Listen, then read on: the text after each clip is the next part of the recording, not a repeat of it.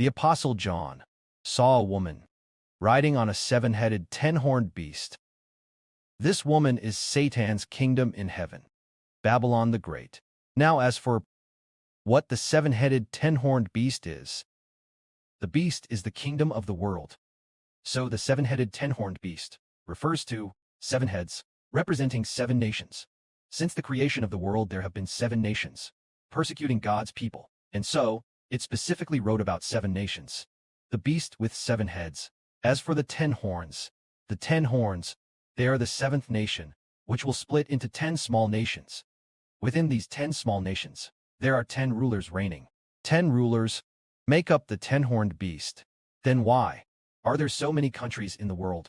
Could it be that this woman only rides on the seven-headed, 10-horned beast? Doesn't she also ride on other beasts? She also rides on other beasts. All nations and peoples are deceived by Babylon the Great. But why does the Bible only write about seven nations persecuting God's people? It is for this reason. God's people in the Old Testament was the nation of Israel, and those that once persecuted the nation of Israel are called beasts. But, for example, during the time of ancient Israel, China was actually very far from ancient Israel. Even in ancient China, they did not even know Israel existed, so Satan did not use China to attack Israel. For example, other foreign nations like Russia, it already existed, but he did not use Russia to attack the Old Testament Israel. But in this era, there is the 10-horned beast, which is Russia. Now, let's look at those who, since creation, persecuted the people of Israel in the past, and those of this era. This era, who will persecute the spiritual Israel? Those nations? Which nations are they? We have read about it. Let's read about this seven-headed, 10-horned beast. It says here, the angel said to me, "Why do you marvel so much? I will tell you the mystery of the woman, and of the seven-headed, 10-horned beast that carries her." The seven-headed, 10-horned beast you saw once existed, now does not exist, but will soon rise up out of the abyss. When it comes up from the abyss, it will go to destruction.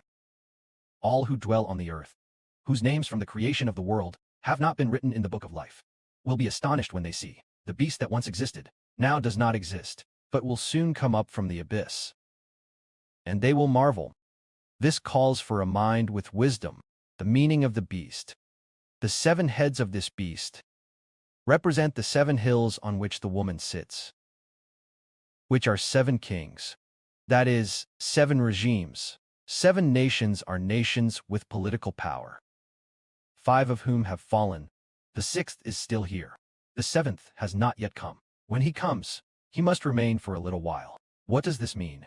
The angel explained, the 7 heads are 7 kingdoms, which are the 7 kingdoms that persecute God's people. And the angel said, the 7 heads are 7 kingdoms. 5 of them have fallen. The 6th one is still here. What does this mean? 5 have fallen refers to, in the 1st century AD of the Apostle John. In the 1st century AD, those that once persecuted God's people, 5 of the 7 kingdoms, have already been destroyed.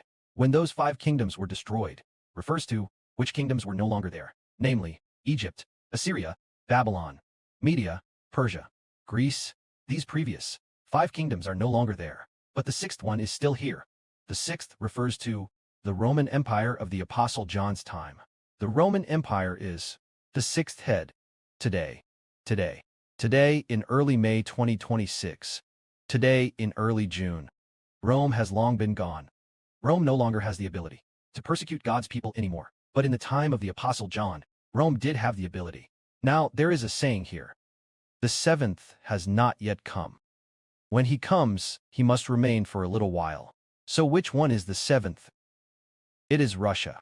Russia is why, in the time of the Apostle John, had it not come, because in the time of the Apostle John, Russia indeed did not yet have the opportunity to persecute God's people. But soon Russia will persecute God's people. But as for Russia, its persecution of God's people will only be after it divides and then forms alliances, that it will persecute greatly. Now, Russia is tough, but it does not yet have the ability to persecute. Wait until it divides and then forms alliances. That will be the time it persecutes God's people. May glory be to the Father and the Lord.